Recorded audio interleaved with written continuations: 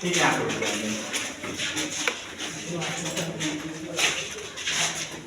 अंदर जो भी मशीनरी है, जो जैसे कि शेयरर है जो कोल काटता है, और जो पावर सपोर्ट है जो छत को संभाले रखता है, उसको पावर सपोर्ट बोलते हैं। और जो कन्वेयर बेल्ट है उसको जो भी पावर सप्लाई देने का काम होता है, ये सबसे होता है। और माइंस में बहुत तरह की गैसें भी मिलती हैं, जैसे कार्बन मोनोऑक्साइड, मीथेन, और भी बहुत सारे 9 तरह की गैसें मिलती हैं जो कि बहुत हानिकारक होता है। उसको भी 24 आवर मॉनिटरिंग करने के लिए अलग अलग माइंस में डिवाइस लगाया जाता है। मतलब वो 24 आवर वो मॉनिटर करेगा और हमको संकेत देगा। इसी तरह से यहाँ पे अलग अलग तरह का डिवाइस लगाया गया है। ठीक है, और ठीक है यार, ये तो हमने बता दिया आपको। जो भी अंदर मशीन लगा हुआ है उसको पावर सप्लाई देने का काम करेगा। ठीक है,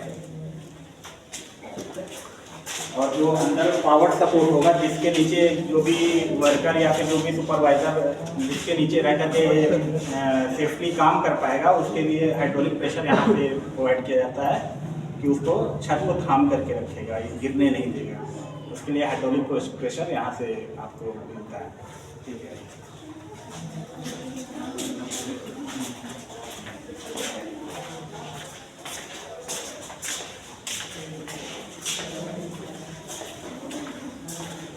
ये बेल्ट है ना,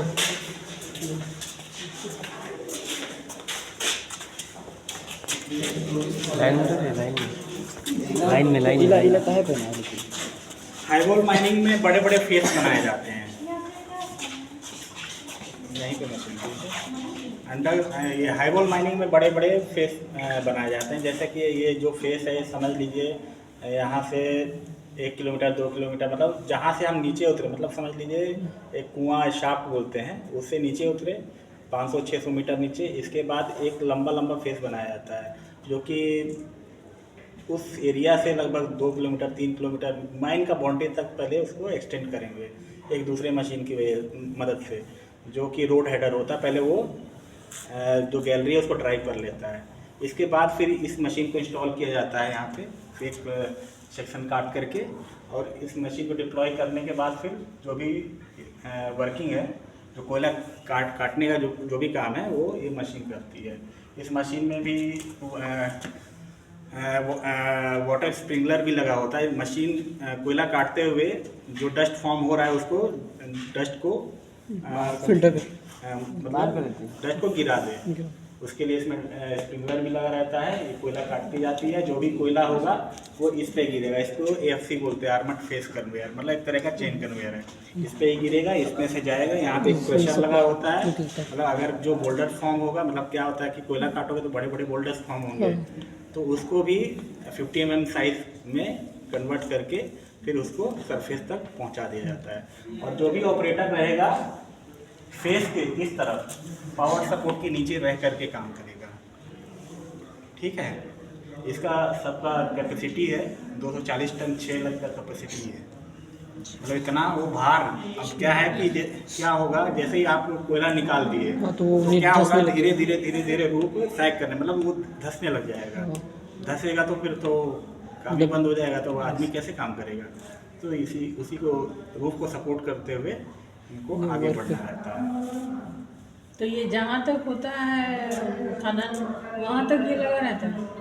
ये फेस पे ही लगा होता है, जहाँ पे वर्क चल रहा होता है। यहाँ से एक रोड हेडर मशीन है। जैसे आप बोले 2 किलोमीटर तक गया है, तो 2 किलोमीटर तक लगा रहेगा? ये 2 किलोमीटर तक, जैसे फेस, मतलब ये पहले गैलरी ड्राइव करती है लंबा, ये 2 किलोमीटर तक जाएगा। बट ये जो फेस होगा 200 मीटर से 500 मीटर पे इसका रेंज होता है, जहाँ कटिंग हो रहा है एक्चुअली, जहाँ पे कटिंग हो रहा है एक्चुअली। इसी तरह से फिर ये विड्थ में हमने गैलरी ड्राइव किया। इसके बाद होगा कि उसके बगल में भी इसी तरह से पैनल्स बने रहते हैं, उसमें भी मशीन लगा हुआ, उसमें भी अपना काटता हुआ चलता रहेगा। ये मशीन पहले काटते हुए उस तरफ जाएगा, फिर आएगा, फिर जाएगा, फिर आएगा, इस तरह से कोयला काटता हुआ। सर उसके बाद जब ये और भी ज़्यादा दूर चल जाएगा, उसके बाद फिर इसको ऊपर से प्लास्टर करेंगे। प्लास्टिक कुछ नहीं करना है, छत ऊपर तो ऐसे सपोर्टिंग करने वो धीरे धीरे धंसता जाएगा। जैसे पर ये है कि अगर कहीं नहीं धंस रहा है तो उसको कुछ बारूद डाल के ब्लास्ट भी करना पड़ता है, क्योंकि क्या है कि ये मान ले कोई चला गया तो वैसे दस क्या अगर वो ऐसे छोड़ देगा वो धस नहीं रहा है तो तो उसको धसाना पड़ेगा। हाँ। अगर नहीं धसाएंगे तो क्या होगा ना, वो बहुत दिन तक हैंग रहेगा। हाँ तो कभी ना कभी वो धस कभी ना कभी जब धसेगा, हाँ। अब समझ लो कि 200 मीटर तक पूरा मतलब धसा ही नहीं, हाँ, तो फिर क्या होगा, जब वो धसेगा तो एकदम से अचानक से तीव्र धस गति में हवा फेंकेगा और जो भी आदमी मशीन है सब खत्म। इस तरह से उसका धीरे धीरे गिरना भी बहुत जरूरी है। तो सर जब ब्लास्टिंग करते तब ये वाला कैसे हम लोग लगाएंगे? हाँ, ब्लास्टिंग में ये सब नहीं होता है। नॉर्मल ऐसे ब्लास्टिंग को तो धस जाएगा ना फिर वो। ब्लास्ट नहीं, उसमें क्या करते हैं, प्लास्टिक में डायनामाइट लगता है। हाँ तो डायनामाइट होल लगा करेंगे, होता है। होल करने के बाद उसमें बारूद डालेंगे, डालने के बाद फिर लगभग 200 से 500 मीटर के रेंज में जा करके वहाँ पे पुलिस एक्सप्लोडर का बटन दबाएंगे और वो एक्सप्लोड हो जाएगा। और उतना जो वॉल्यूम का कोयला है, लगभग समझ लो कि 10 से 15 टन जो कोयला है वो हमको मिल जाएगा। फिर उसको एक HDL करके मशीन होती है अंदर, उसको लोड करती है और उसमें क्या कन्वेयर बेल्ट में जा करके डंप कर देती है। ठीक है, फिर कन्वेयर बेल्ट तो अपना चलता रहता है, धीरे धीरे अपना सरफेस पे पहुंचा देगा। सरफेस में पहुंचाने के बाद फिर उसको हमको जैसा उसकी ज़रूरत है उसको यूज़ करेंगे। अब जैसे यहाँ का जो कोयला है कोकिंग कोल बोलते हैं इसको, जो कि हमारा स्टील में काम आता है, स्टील मैन्युफैक्चरिंग में। और वही चीज़ जो नॉन कोकिंग कोल होता है वो हमारा पावर प्लांट में यूज होता है। अच्छा ठीक है, और कुछ क्वेश्चंस? इतना जो सामान रहता है वहाँ पे फिक्स करते कि वैसे रेडीमेड लेके जाते हैं? क्या चीज़? ये ऐसे ही जाता है कि part by part? By part आते हैं, यहाँ जब पर fix आकर करते के हैं। हमको असेंबल करना पड़ता है। फिर हटाना ही पड़ता होगा ना? हटाते तो खोलेगा ही हाँ, भाई। तो इसको जब पूरा का पूरा कोयला निकाल लेंगे, आगे तक वर्क कंप्लीट हो गया तो कंप्लीट हो जाएगा हमारा काम, तो फिर इसको धीरे धीरे डिसमेंटल करके धीरे सरफेस तक पहुँचा देंगे।